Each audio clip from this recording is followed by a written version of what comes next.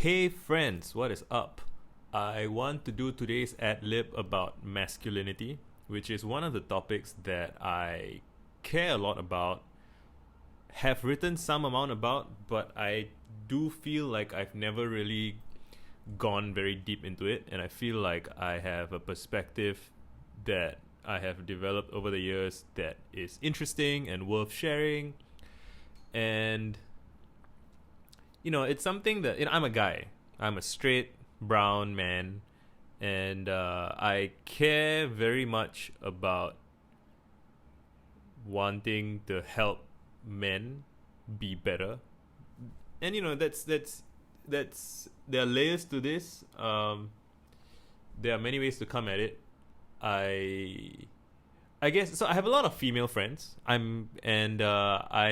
talk to them and I hear from them about their challenges and their struggles and what they go through. And I actually probably am closer to most of my female friends than a lot of my male friends. And I think a part of that is because I got married really young at 22, and I feel like I had to grow up really fast when that happened. And I had a group of male friends that I used to hang out with when I was a teenager, but I think after I got married and I moved from like the east of Singapore to the north of Singapore, which is like as the bird flies, it's like it's not that far. It's maybe 10 miles, 15 miles, 20 kilometers. I don't know. I'm not sure, but it's like an hour away at least. So it would take me or my friends 2 hours of commute to see each other, and it used to take a couple of minutes. I'll just text my friends, "Hey, you want to meet downstairs?" And they're like, "Yeah, sure." And then we'll improvise random meetups, and that was really fun. And that became not really an option once we became adults, and I moved. So I didn't see my and also I think I would have made more of an effort, or they would have made more of an effort if we had shared the same context. But now I was married, I was working. Several of my friends were going to university, and they were hanging out with their university friends. I mean, we'd still meet like once a year, maybe 2 or 3 times a year, and we would still get along very well and we'd still catch up. But the distance kind of and there's many different kinds of distance, right? There's physical distance, there's like psychological distance. Like our paths diverged, and while we still loved each other as people, we didn't have as much to say to each other apart from catching each other up on what happened. And I didn't relate to their problems, they didn't relate to my problems. So we would be nice to each other about it, but you kind of want to seek out people who can really kind of resonate at the same frequencies as you. It could be different, but it's like it's just different. And so I felt like I had to grow up a lot faster.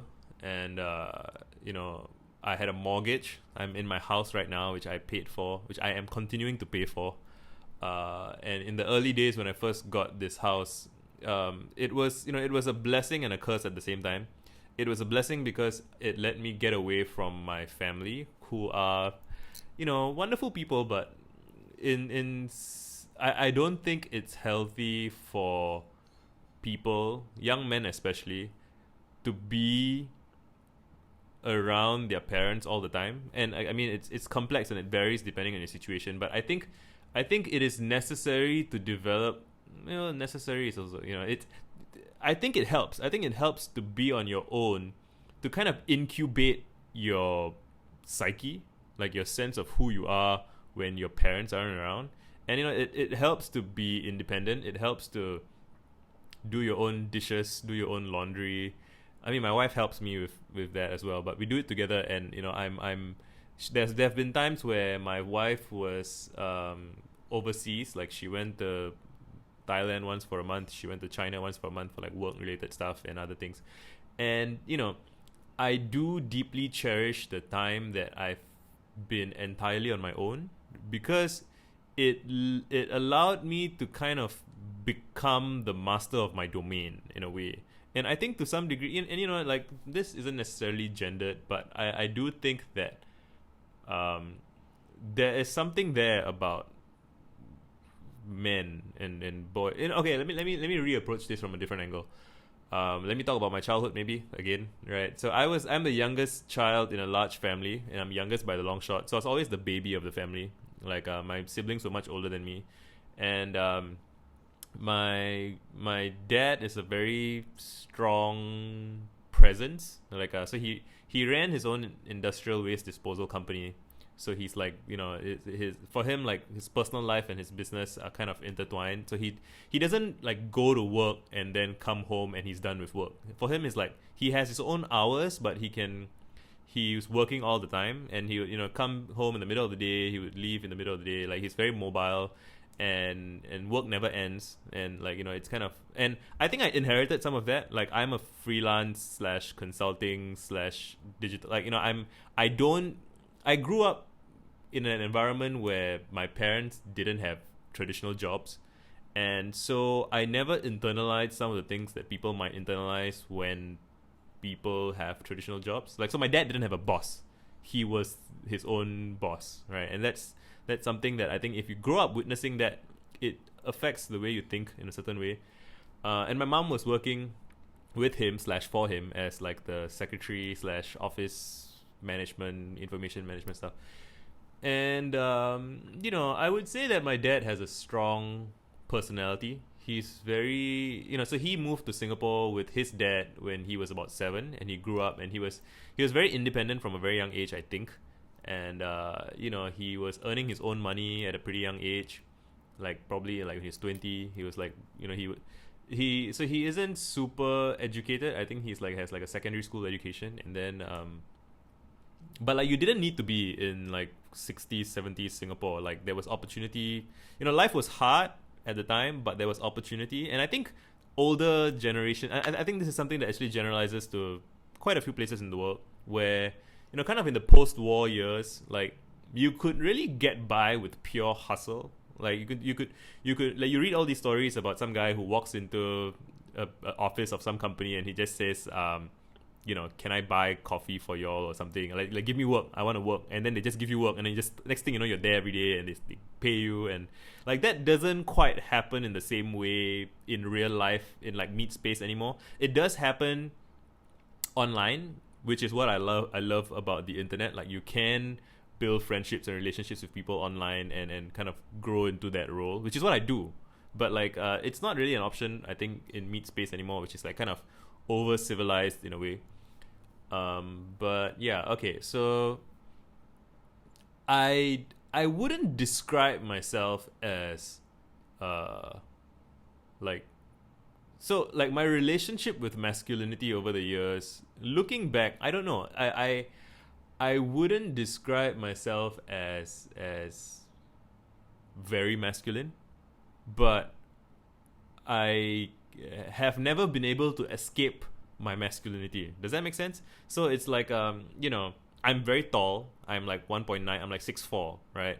And I have facial hair. I present male, right? My natural voice is actually pretty deep. And the funny thing is, I spent many years kind of talking in a higher voice, like with my head voice, to not intimidate people maybe, but like actually, like if I really do my breath work and really get into it, like I am a big guy who intimidates people with my physical presence in the world. And even things like this, it's partially about aesthetic. It's partially about manifesting my kind of creative energy, and it's also partially to signal that I'm kind of not a big scary dark guy. Like it's there are many layers to it. And what else? I never had doubts about my foundational masculinity. I always knew that I would grow up to become a man, right? And I was always attracted to women, and I'm very straight. Like people don't have. I don't think people doubt that about me. Like somebody was saying that on Twitter, I think, that even though I talk a lot about fashion and jewelry and like all those things, like just I don't set off people's gaydars. I think like just my straightness is precedes me, I guess. But I have always had a fascination for pageantry and a fascination for glamour in some way, like in a kind of in the rock star sense. So I've always been interested in Slash and Jimi Hendrix and David Bowie. So Bowie, I think, was, when I was younger, he was a little bit inaccessible for me. Like he wasn't kind of on my immediate radar, but I was always very rock and roll. And I think when you examine the like rock and roll masculinity, I was watching this video about this documentary on Netflix about Twisted Sister. And these guys, they were glam rock musicians, and I could see myself potentially being in a glam rock band if that was an option. Where they're wearing eyeliner and painting their nails and wearing makeup, and it's this very, you could say that they are really experimenting with like something akin to drag, right? They're putting on a drag show in a way, and like women love it. Like they have the hottest groupies, and they're making out with groupies all the time. They're having sex with, and the interesting thing there is that I feel like there's something about that sense of what women, and again, not all women, right? But like enough women, appreciate men who are comfortable with their feminine side to a degree that men very seldom seem to appreciate, or if they do, they kind of, it's a truth that they keep in a box and they don't think about it. And I've been trying to understand why that is. And I think that, well, so one of the simplest answer is that most men are just boring, which I don't really like as an explanation. I think a slightly more accurate explanation is that most men, well, maybe they don't consider the possibility that they could be more expressive aesthetically. Again, that doesn't quite feel entirely correct. I think what the explanation that kind of makes the most sense to me is that men shame other men for being effeminate, or for being, like 10 years ago I would say for being gay, right? But it's not, there was a way of saying gay that didn't literally mean homosexual or that you're bad. I think there was a Louis C.K. video, and Louis C.K. is now cancelled, right? But like there's a Louis C.K. video about the F word, faggot, right? And he was saying that you could be like that and without being gay. Like, stop being such an F and, suck that dick. And I think there's something to that about that people that I don't know if guys don't talk about it enough, or don't here's a story from my like military service days. Which I will do more riffs about, I guess. But oh man, I have like multiple trains of thought.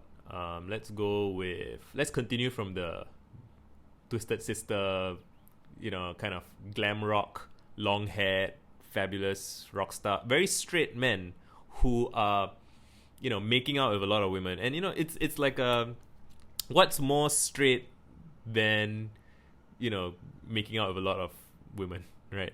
And there's this quote, there's this screenshot of I think Xbox Live or something, where somebody says, "I bet you kiss girls, faggot," which I would say that I kind of embody that kind of energy, which is like, yes, I love women, I'm interested in women, I like to know what's on their mind, I like to know how they think, I like to know how they tick. And I have encountered criticism from men before for being interested in women, which is when you dig into it, it's really interesting. It's like you're supposed, like, so like the traditional kind of masculine idea is that you're supposed to want to fuck women, but you shouldn't, and you're supposed to be attractive to women, like, I mean, it's in your like rugged masculinity, like, but like you should be tough. You should embody this artifice, this veneer of non-femininity, of non,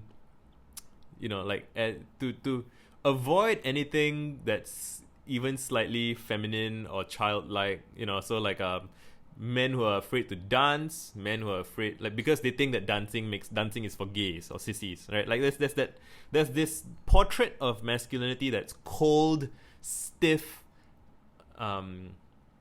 just unimaginative, not playful at all, very stoic in a boring way. I feel like Jordan Peterson kind of embodies this to some degree. Like, it's just neurotic, and so afraid of being gay and so afraid of being feminine.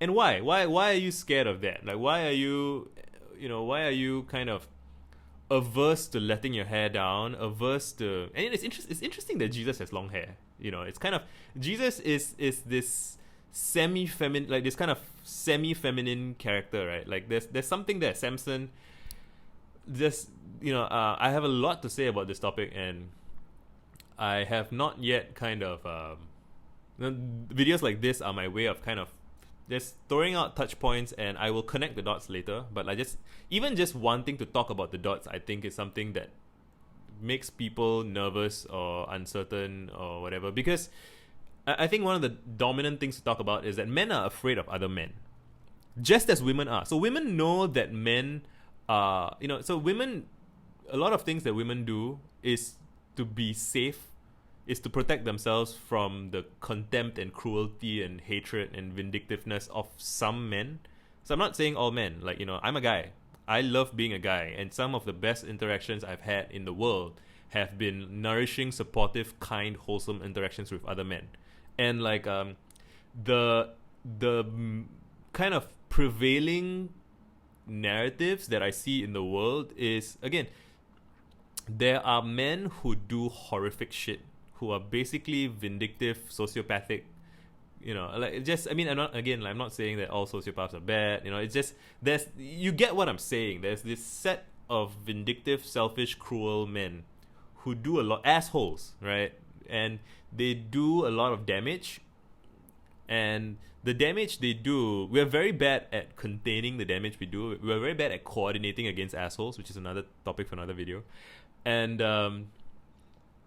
women know this, which is why they are nervous. They aren't super friendly with strangers, because they worry that if they're friendly with a guy, and then the guy will interpret that as flirting, and then the guy will come on to her, and she will say no, and he won't take no for an answer, and then it just gets dangerous and bad from there.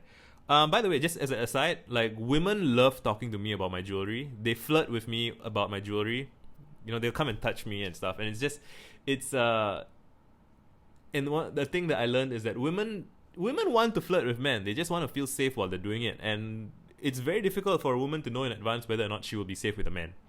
And a lot of guys don't understand this, and that's what it is. And I hope to help to fix that to some degree. I hope to help to persuade more men to carry themselves in a way that women can feel comfortable around, and women can feel safe with, and women can enjoy, and they want to have fun too. Everybody wants to have fun. They just want to feel safe, and guys know this as well, because guys behave in ways that, so one of my things is that people want to be fuckable more than they want to fuck. And what that means is that people want to be attractive, but they don't, and they want to feel like other people like them and love them and care about them and are interested in them, blah blah blah. But like, the actual work of having a good sexual experience with somebody else, it's a lot of work. You have to be attentive, you have to serve the other person in a way, right? It's a two-way thing, yeah. But like, to have great sex, you have to be involved, you have to be attentive, you have to participate, you have to, it's a lot of work. And people are lazy. They don't like to do a lot of work. They want to just enjoy as much good while doing as little effort as possible. And similarly, I think the meme that men want sex all the time, I don't think, and it's a meme that's spread both by men and women. I don't think that's nearly as accurate as most people think it is. I think that, because again, like, if you really want female attention, you can get it by doing this. Like, you can get it by, like, playing in a rock band, right? But very few guys actually get around to playing in a rock band, because to do it, and I use that as kind of I'm not necessarily talking about rock bands in particular, but you can do it by, people say you need wealth and money and power.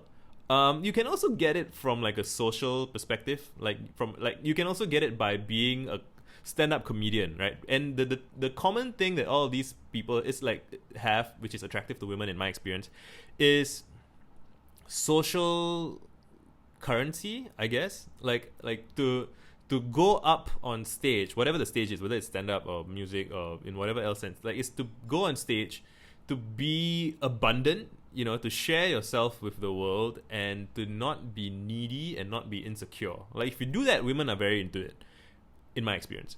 And I find that men tend to be afraid to do that because they're afraid that they will be mocked.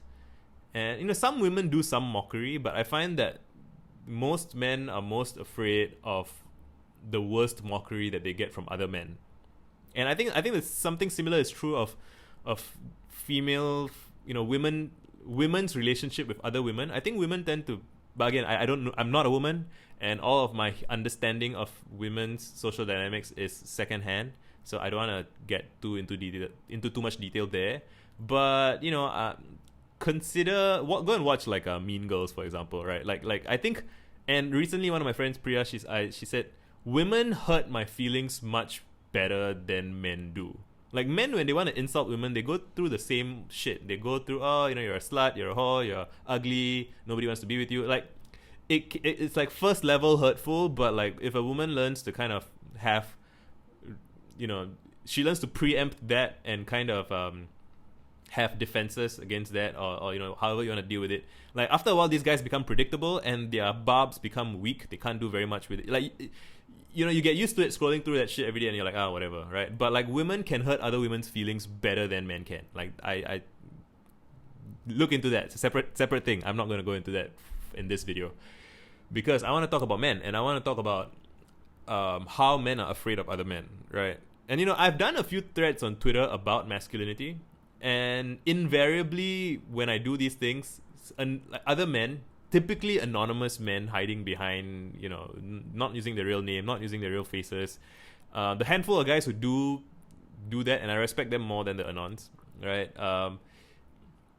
They also come at it from this point of defensiveness, I feel. And again, yeah, it's convenient for me to say that, so maybe like, just there's something funny about the manosphere in general, which is that it's not fundamentally masculine, I think, to sit around and whine about women, or to sit around and yeah, there's nuance to this. And I spent a bunch of time kind of participating in the red pill on Reddit. I was using my main Reddit account, so if you really want to trace it, you can find me, and you can find who I am, and you can find, I'm not ashamed of anything that I posted there, because I only said things that I truly believe. And I was able to get into the red pill and kind of read it, understand it, communicate with people in it, make friends with it even. I mean, like, so on Reddit, it's like peers, I guess. I was able to earn their respect by talking about things that I care about in their language, which is like a thing that I'm generally pretty good at. And, they role play this idea of toughness and strength. And I found that I was able to get to them by pointing out that, the point, and I believe this to be true personally, the point of strength is to be able to have to be able to defend your reality, to be able to defend, to be able to, create a membrane around what you love and to protect it so that you can nourish what you love, challenge it, and push it to grow. So at the simplest level, as an individual man, strength is the ability to hold your own frame. In your family, it's the ability to hold, it's the ability to kind of protect your family, right? And, part of what civilization complicates is that everyone's safe, right? In the context of civilization. So there's a lot of bizarro shit that happens because there's no immediate external threats to family. But again, we can go into detail about that separately. There's this really nice video of this guy confronting his senator or his governor or something about how he says, you are the biggest threat to my family because of like healthcare policy, and we don't have insurance, and like it's a very cool video to watch. But I'm digressing. The point is, the point of strength is to create a nourishing membrane where you can create a membrane to keep out chaos so that you can nourish what's on the inside. And being a nourishing presence is something that a lot of men seem to have either not know how to do or have forgotten how to do.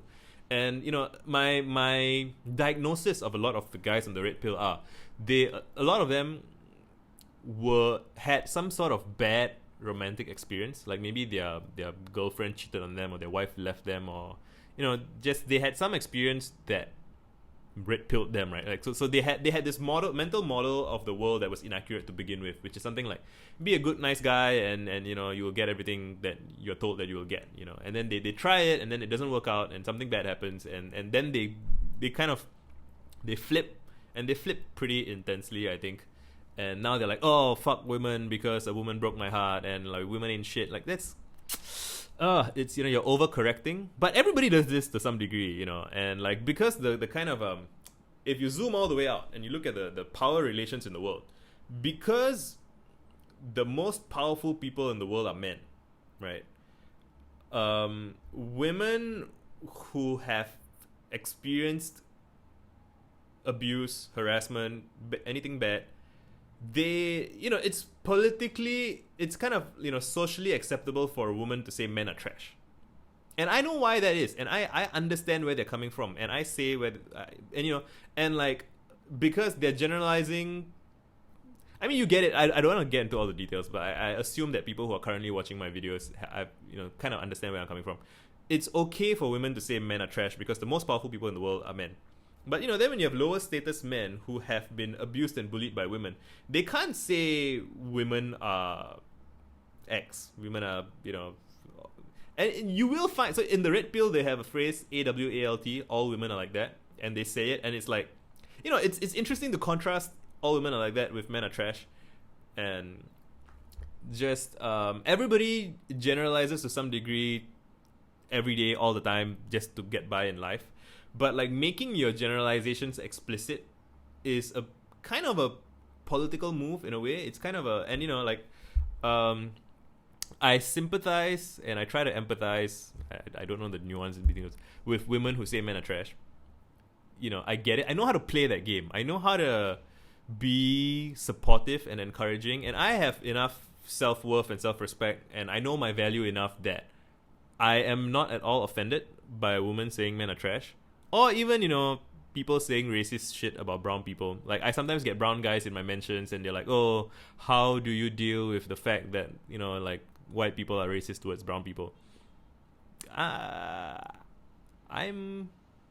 don't really have an answer for that because, my self-worth is, it does make me angry, but it doesn't set me off. I almost feel sorry for people who limit themselves in those ways, So it's that's another topic for.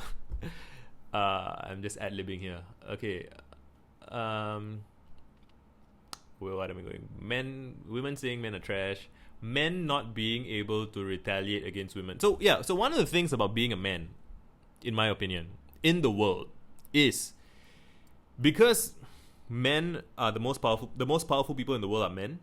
There's a conflation that happens where people in general expect men to be tough, expect men to be good at articulating their feelings, even though it is kind of known that men are not naturally good at that. You're supposed to be good at being a man without revealing that you were once bad, without, you can't really ask for help to become a better man without signaling weakness in the process, right? And I have become a better man over the years, and it was a lot of work. It was a lot of journaling and reading and working out and just, going to work and earning money and paying the bills and managing my emotions and dealing with that, talking to friends. There's a lot going on. To be a man is to be the monarch of your own life in a way that I've been trying to disambiguate what's the difference between being a man and being a woman that isn't as simple as just being an adult, right? And I think that the difference is, in my opinion, women get sympathy, I think, like at a broad social level. If a woman says it's hard being a woman in public, like, people will support that. If a man says being a man is hard in public, you'll get all sorts of responses, but the overall quality of response is not the same, because you're supposed to be a man well without asking for help, without being weak. There's like all sorts of responses to that, which is like, oh, we should create safe spaces for men to become more manly, or which is it's approaching it not quite in the right way.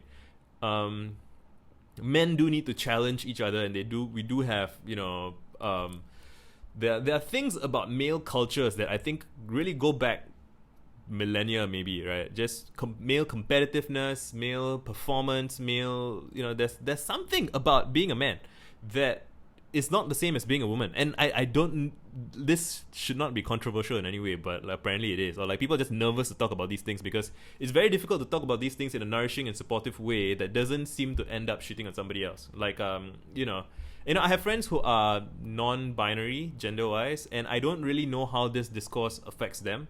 But, as my friends, I trust that they know that I want the best for them as well. I want them to live flourishing, happy lives, and I want there to be space for them to express themselves in terms of their gender, their sexuality, all those things. And if there's any way in which I can support them, I would love to support them, right? Same for women, and same for men. And I feel like I have a perspective that, again, I'm still figuring this shit out. I haven't entirely articulated it, and even now as I'm saying it, I'm sure when I watch this video again, I'm gonna be like, there's so many missing, I'm skipping over things here and there, it's a bit of a mess. I will figure this shit out over the course of this year, and I will figure out what needs to be said and how it ought to be said. I have a lot of criticisms for the way the manosphere conducts itself, because I think it's one of those things where, in the absence of kind of a good structure, like there's just shitty alternatives coming in and filling in. You get like one of my friends once, she was crying and she was drinking wine and she's talking to me and she's like, Visa, why are fathers so lacking? And that's a good question. Like people say all the time that, oh, like women have daddy issues, like that's an insult or a attack. But like, where was daddy, right? Why the fuck are our men so bad at being good dads? Where is and here, some people will say, oh, it's because we've turned away from God and from religious institutions, and from, it used to be that we went to church every week and we had sermons on family, and sure, maybe, I don't know. I don't really want to get into that. I think that there have always been some shitty men all the time, and we didn't hear so much about it in the past because people didn't have the opportunity to talk about it openly in public. But whether or not that's true, I'm very agnostic as to what are the ways in which we heal men, because like when we heal men, those men then treat the people in their lives better. So like helping men is my way of helping women. Does that make sense? And helping everybody else, because I want people to be and I will have separate videos where I talk about just being a more nourishing person. My first 3 videos were like how to be a friendly, ambitious nerd. I don't mention gender at all in that, because I do believe that a friendly, ambitious nerd space with friendly, ambitious nerds in it will be nourishing, and people will support each other, male or female or whatever. But there's also this element of gender that is a way that the world is divided sometimes, right? Not always, but like when it comes to, loneliness, like romantic relationships are a part of that, and how you are perceived by men and women is a part of that. And how like people are so quick to demonize anybody who isn't good at talking about these things, and if they say something wrong and it's offensive, blah blah blah, I respect their right to do that. I'm gonna do it differently, and I'm gonna do it in a way that I think is better, and you get to hang out and watch how I do this. I'm like sputtering through the early stage of utterances, but I have in my head like a pretty clear vision for what it means to be a good king, and what it means for a young man who is uncertain, nervous, overwhelmed, feels like he can't say anything, feels like everything he thinks or says is wrong, a lot of which he inherited from others, and he feels personally responsible for all the bad shit that's in his head that he inherited from elsewhere. And you do ultimately have to be responsible for your personal development, but it's not entirely your fault that you are who you are and you are the way you are. But it is your responsibility to fix it, So, but it has to be. You have to approach that with honor. It shouldn't be shame. You shouldn't become a better. You shouldn't live your life in shame. Life is an adventure, and you get to become a better person, a stronger person. You get, there is a call to adventure if you can hear it and you're willing to accept it, and it is to become a stronger version of yourself. It's a Elliot House riff that I like, and it is to realize that when people complain about men, they're not complaining about you specifically. They are almost, and here's how I choose to read it. When I see my female friends complaining about men, I see that as an opportunity for me to learn about how I can be the exception, right? Guys always say not all men. You shouldn't have to say it. You should embody it. It should be obvious by your presence, by your actions, your words, the way you conduct yourself, the things you do, that, when someone says men are trash in your presence, it shouldn't faze you, because you know that it's not true and it doesn't apply to you. And I encountered that with racism as well, and I'm not, again, like, I can't in good faith, I can't just tell other brown guys, hey, tolerate racism, because it's not that simple, right? It's racism is real. It's a problem. I would like to see it addressed so that my kids or grandkids don't have to deal with it, because I would like this fucking species to focus on being amazing, and instead we are have all these internal squabbles about stupid shit. It's a waste of everybody's time. You shouldn't have to tolerate racism, right? So, like, take no shit. But you shouldn't have to let it rattle you. You shouldn't have to... It's complex. I might have to have a conversation with somebody else about this in order to kind of reveal my thoughts in a way that's socially useful, because even when I say, don't let it faze you, it's shorthand for something else. It's a much bigger thing, right? Like, I would still be bothered, like once I was like going to have breakfast with my wife, and like a little child said a racial slur at me, and like, she's a 5-year-old, 6-year-old kid. She has nothing to do with my life. She's not affecting my pay. She has nothing to do with me, right? So I'm just here to have breakfast. But somehow that kid's utterance rattled me in a way, and I didn't do anything to the kid. I didn't say anything to the parent or whatever, but I think about it all the time. And it's a reminder that, she said something. Where did she learn it from? Somebody said it to her. Somebody taught it to her. And it's just a reminder that underneath kind of that racism exists below the surface, and I can't confront it directly. And it's always there, in like hiding in places, and I don't know whether or not it's there. That's the painful part, right?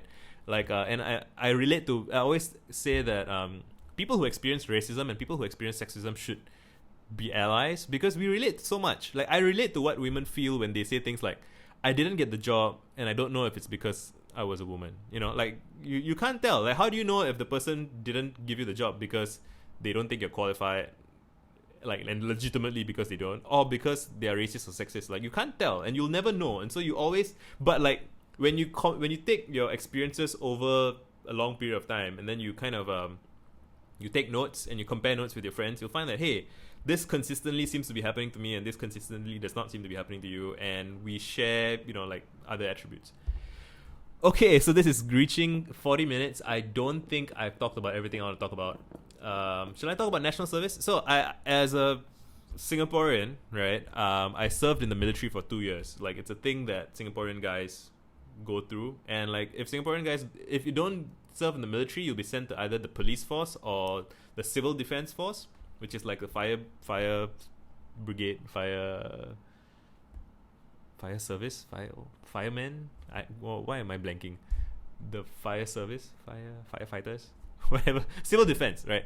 And I personally think that the civil defense guys are the toughest of all the guys, because, like, the military guys, we go through basic military training, we go through the fitness stuff, we learn to fire a gun, we learn to throw a grenade. Sure, cool. The civil defense guys, they are first responders to actual things happening in the country. So they see people actually committing suicide, for example, trigger warning, and they see terrible shit. Like, you know, they confront the ugliest parts of our reality that the soldiers are preparing for an ugly reality that has not yet arrived and hopefully never arrives.